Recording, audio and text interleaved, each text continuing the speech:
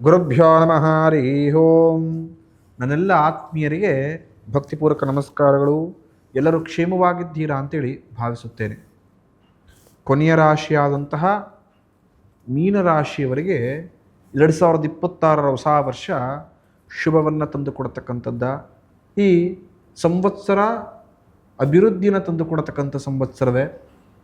ಪರಭಾನವ ಸಂವತ್ಸರ ಇರತಕ್ಕಂತಹ ಎಲ್ಲ ಅಪಜಯಗಳನ್ನು ದೂರ ಮಾಡಿ ಜಯವನ್ನು ತಂದುಕೊಡುತ್ತಾ ಅಂತ ಮೀನರಾಶಿಯವರು ತುಂಬ ಕಾತುರದಿಂದ ಕಾಯ್ತಾ ಇದ್ದಾರೆ.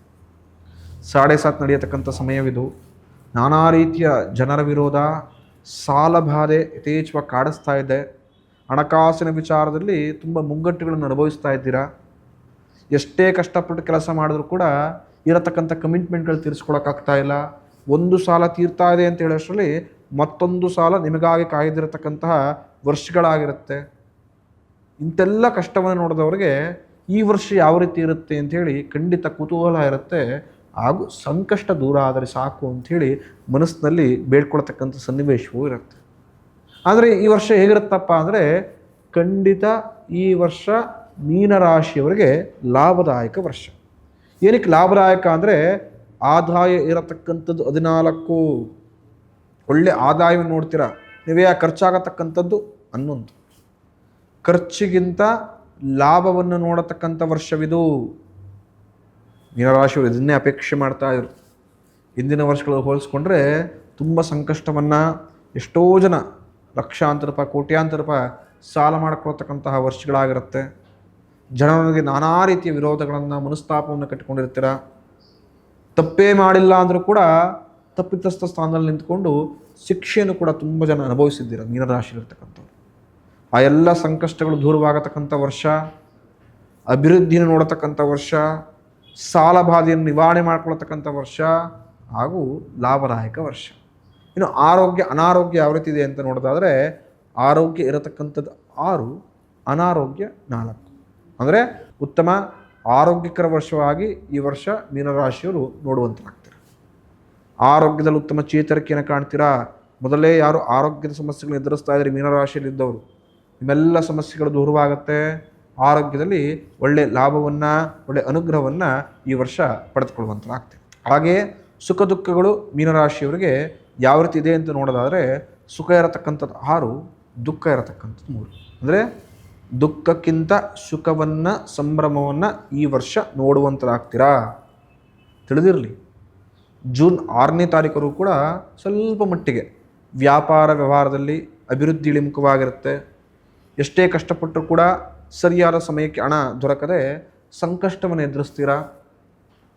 ಇವತ್ತು ನಾಳೆ ಅಂತ ಕೆಲಸ ಕಾರ್ಯದಲ್ಲೂ ಕೂಡ ಪೋಸ್ಟ್ಪೋನ್ ಮಾಡ್ತಕ್ಕಂಥ ಪರಿಸ್ಥಿತಿ ಜಾಸ್ತಿ ಇರುತ್ತೆ. ಎಷ್ಟೇ ಕಷ್ಟಪಟ್ಟರೂ ಕೂಡ ಕೆಲಸದ ಅಭಿವೃದ್ಧಿಯನ್ನು ನೋಡೋಕ್ಕೆ ಸಾಧ್ಯವೇ ಆಗ್ತಿರೋದಿಲ್ಲ. ಮನಸ್ಸಿಗೆ ಏನೋ ವಿಧಂತ ಚಿಂತೆ ಕಾಡಿಸತಕ್ಕಂತಹ ಸಮಯವಾಗಿರುತ್ತೆ. ಮನೆಯಲ್ಲಿ ಸಣ್ಣ ಪುಟ್ಟ ಕಲಹಗಳು, ಕೆಲಸದ ಕಾರ್ಯದ ಕ್ಷೇತ್ರದಲ್ಲಿ ಸಹೋದ್ಯೋಗಿಗಳೇ ನಿಮ್ಮ ವಿರುದ್ಧ ಮಾತನಾಡತಕ್ಕಂಥ ಸಮಯ ಸೃಷ್ಟಿಯಾಗಿರುತ್ತೆ. ಎಷ್ಟೇ ಕಷ್ಟಪಟ್ಟು ಪಟ್ಟರೂ ಕೂಡ ಮನಸ್ಸಿಗೆ ನೆಮ್ಮದಿ ಅನ್ನತಕ್ಕಂಥದ್ದು ಸಿಗೋದಿಲ್ಲ. ಮನಸ್ಸಿಗೆ ಏನೋ ವಿಧವಾದಂತಹ ದುಗುಡ ಕಾಡಿಸತಕ್ಕಂಥದ್ದು, ಆರೋಗ್ಯದಲ್ಲಿ ಏರುಪೇರು, ಅಭಿವೃದ್ಧಿಯನ್ನು ಕಾಣ್ತಾ ಇದ್ದೀನಿ ಅನ್ನೋಷ್ಟರಲ್ಲಿಗೆ ನಾನಾ ರೀತಿಯ ಖರ್ಚುಗಳು ನಿಮ್ಮನ್ನು ಬಾಧಿಸತಕ್ಕಂಥದ್ದಾಗತ್ತೆ. ಹಾಗೆಯೇ ಉದ್ಯೋಗದಲ್ಲಿ ಮೇಲಧಿಕಾರಿಗಳ ಕಾಟ, ದಾಯಾದಿಗಳೊಂದಿಗೆ ಆಸ್ತಿ ವಿಚಾರಕ್ಕೆ ಕಲಹಗಳಾಗಿರ್ಬೋದು, ಈ ಥರ ಸಮಸ್ಯೆಗಳು ನಿಮ್ಮನ್ನು ಬಾಧಿಸ್ತಾ ಇದ್ದರೆ ಜೂನ್ ನಂತರ ಮೀನರಾಶಿಯವರಿಗೆ ಉತ್ತಮ ಗುರುವಿನ ಅನುಗ್ರಹದಿಂದ ಗುರುಬಲ ಬರತಕ್ಕಂಥದ್ದು. ಸಮಸ್ಯೆಗಳು ದೂರವಾಗುತ್ತೆ.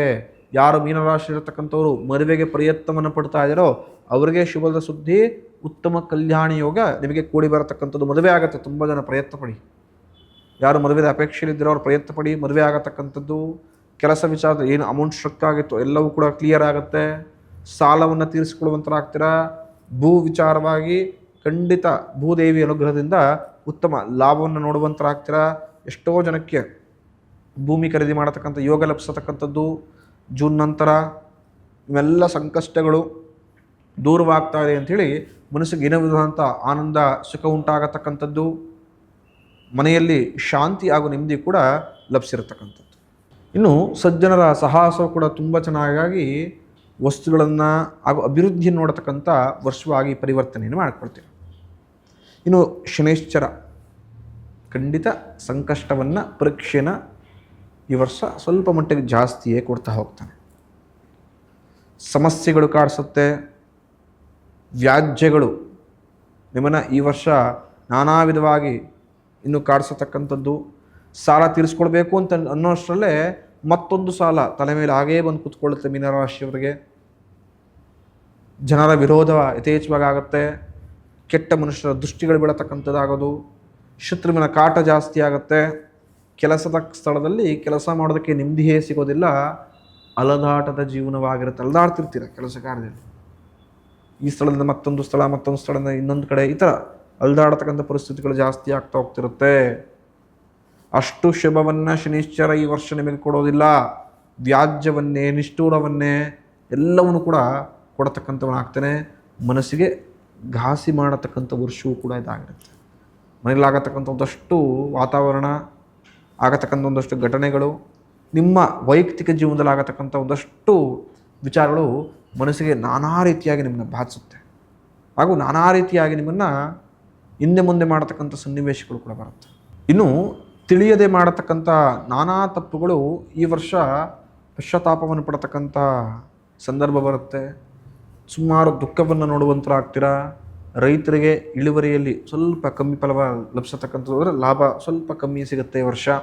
ಇನ್ನು ರಾಹು ಮತ್ತು ಕೇತು ಶುಭವನ್ನು ತಂದು ಕೊಡತಕ್ಕಂಥದ್ದು, ಕೆಲಸ ಕಾರ್ಯದಲ್ಲಿ ಅಭಿವೃದ್ಧಿಯನ್ನು ತಂದು ಕೊಡ್ತಾನೆ. ಇರತಕ್ಕಂತಹ ಮಾನಸಿಕ ವ್ಯಾಜ್ಯಗಳು ದೂರವಾಗುತ್ತೆ.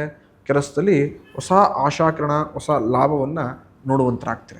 ಈ ವರ್ಷ ಮೀನರಾಶಿಯವರಿಗೆ ಉತ್ತಮ ಆರೋಗ್ಯ ಸಹಿತವಾಗಿ ಹಣಕಾಸಿನ ವಿಚಾರದಲ್ಲಿ ಲಾಭವನ್ನು ನೋಡುವಂತರಾಗ್ತೀರ. ಖರ್ಚು ಕಮ್ಮಿ ಇದ್ದರೂ ಕೂಡ ಈ ವರ್ಷ ನಿಮಗೆ ಸಾಲದ ಬಾಧೆ, ಜನರ ವಿರೋಧ, ಪರಸ್ಥಳದ ವಾಸಗಳು, ನಾನಾ ರೀತಿಯ ಗೋಜಲು ನಿಮ್ಮನ್ನು ತುಂಬ ಹಿಂಡುವಂತಹ ಪರಿಸ್ಥಿತಿ ಬಂದ್ಬಿಡುತ್ತೆ. ಹಾಗೂ ಸಮಸ್ಯೆಗಳು ಜಾಸ್ತಿಯಾಗಿ ಉತ್ತಮ ಮಾನಸಿಕ ಮನಸ್ಥಿತಿಯನ್ನು ಕಳೆದುಕೊಂಡು ಚಿಂತೆಯಿಂದ, ತುಂಬ ಟೆನ್ಷನಿಂದ ಕೆಲಸ ಮಾಡತಕ್ಕಂಥ ಒತ್ತಡದ ಜೀವನ ಸ್ವಲ್ಪ ಮಟ್ಟಿಗೆ ಜಾಸ್ತಿ ಆಗ್ತಾ ಹೋಗುತ್ತೆ. ಆದಷ್ಟು ಮೀನರಾಶಿಯವರು ಈ ವರ್ಷ ಗುರುವಿನ ಆರಾಧನೆ ಮಾಡಿ, ದತ್ತಾತ್ರೇಯರಾಗಿರ್ಬೋದು, ರಾಘವೇಂದ್ರ ಸ್ವಾಮಿಗಳಾಗಿರ್ಬೋದು, ಶಿರಡಿ ಸಾಯಿನಾಥನಾಗಿರ್ಬೋದು, ಅಥವಾ ನೀವು ಯಾರು ಗುರುಗಳು ಅಂತ ನೀವು ಪ್ರೇರಣೆಯಿಂದ ಪಡೆದುಕೊಂಡಿರ್ತೀರೋ ಅವರ ಆರಾಧನೆ ಯಥೇಚ್ಛವಾಗಿ ಮಾಡ್ತಾ ಹೋಗಿ ಮೀನರಾಶಿಯವರು.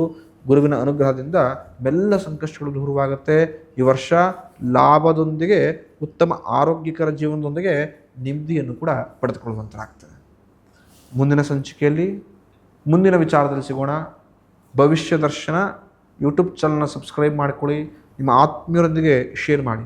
ತುಂಬ ಜನ ಕಾಶಿಗೆ ಹೋಗಬೇಕು ಅಂತಕ್ಕಂಥದ್ದು ಅವರ ಕನಸಾಗಿರುತ್ತೆ.